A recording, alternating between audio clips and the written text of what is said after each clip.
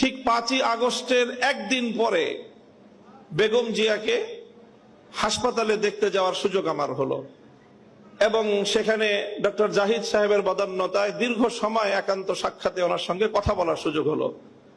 চিন্তা করেন, যেই মহিলা অশীতিপর বয়সে জীবন মৃত্যুর সন্ধিক্ষণে দাঁড়িয়ে যার দ্বারা এমনভাবে নিগৃহীত হয়েছেন, অপমানিত হয়েছেন, নিজের প্রিয় বাস্তু ভিটা তাকে ছাড়তে হয়েছে এবং জীবন মৃত্যুর মাঝামাঝি দাঁড়িয়ে বছরের পর বছর কারাগারে তাকে নিক্ষিপ্ত থেকে মৃত্যুর প্রহর গুনতে হয়েছে, যার উপর অত্যাচার এবং নির্যাতনের কোনো সীমা ছিল না, সেই বেগম জিয়া যখন জানতে পারে তার সামনেই তো ঘটছিল বাংলাদেশের এই পরিবর্তন, পট পরিবর্তন, শেখ হাসিনার এই পতন, স্বাভাবিকভাবেই তখন তো তার সঙ্গে কথা বললে প্রতিক্রিয়ার মধ্যে শেখ হাসিনার কিছু পর্যালোচনা, শেখ হাসিনার শাসনামলের কিছু জুলুম নির্যাতনের কিছু বিবরণ, তার ক্ষোভ, তার দুঃখ, মর্মবেদনার কিছু গল্প উঠে আসার কথা।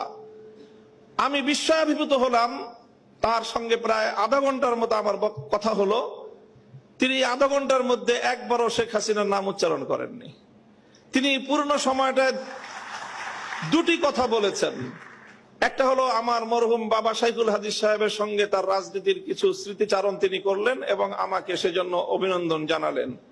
আর দ্বিতীয় আরেকটি কথাই তিনি বারবার বললেন। তিনি বললেন যে আপনাদের কথা মানুষ শুনে, আপনারা মানুষকে গিয়ে বলেন, দেশের জনগণকে গিয়ে বলেন, কেউ যেন দেশের সম্পদ নষ্ট না করে। এই সম্পদ তো আমাদের, গণভবন, প্রধানমন্ত্রীর কার্যালয় সহ এই রাষ্ট্র আমাদের। মানুষকে শুধু একটা কথা বলেন, যেন কেউ এই রাষ্ট্রের কোনো সম্পদ নষ্ট না করে। আমি অভিভূত হলাম যে এই পরিস্থিতিতে একজন মানুষ, তার কিন্তু নিজের অতীত জীবনের দুঃখ কষ্ট নিয়ে কোনো ইতিহাস তার মনে নেই, তার শুধু মনে দেশপ্রেম, মানুষের ভালোবাসা, দেশের সম্পদের ভালোবাসা, দেশটা যেন এগিয়ে যেতে পারে। আমি মনে করি যারা জাতীয়তাবাদী রাজনীতি করেন, জাতীয়তাবাদী দলের, আপনাদের সকলের আপনাদের নেত্রী থেকে এই দেশপ্রেমের শিক্ষা গ্রহণ করা উচিত এবং সেভাবেই দেশকে ভালোবেসে দেশকে গঠন করার জন্য আত্মনিয়োগ করা উচিত।